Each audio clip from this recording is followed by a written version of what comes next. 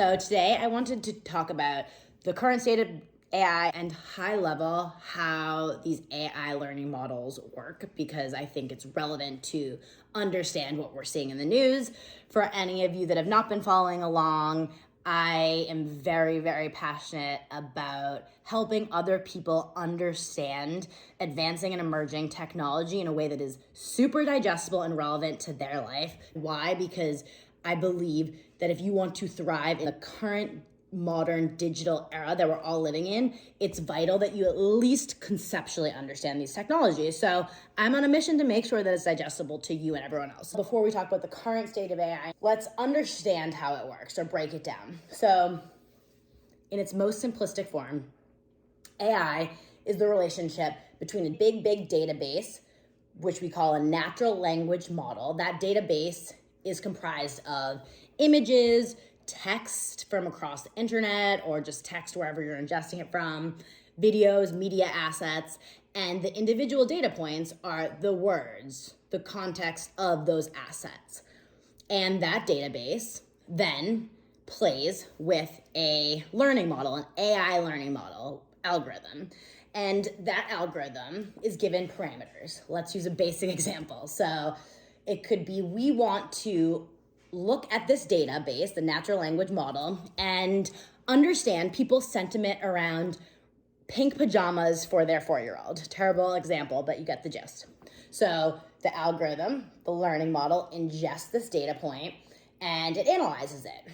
And there's so many data points that it then is able to spit out an output of how people feel, the sentiment behind these pink pajamas, based on all those words. And as we continue to feed it data and it analyzes, this model has this technology that is part of it called a neural network. And this is basically magic, this technology. And the neural network is what allows this AI learning model to learn from itself and get smarter and smarter and smarter as we feed it more data and it continues to analyze the data.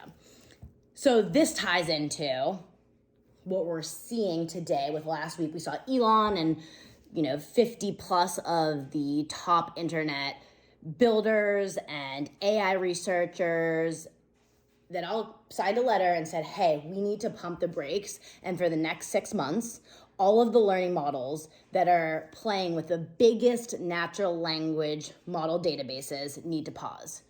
This really only gets scary, these neural networks. They really just don't start to understand them when they're playing with huge databases. And that is a lot of money to store that data.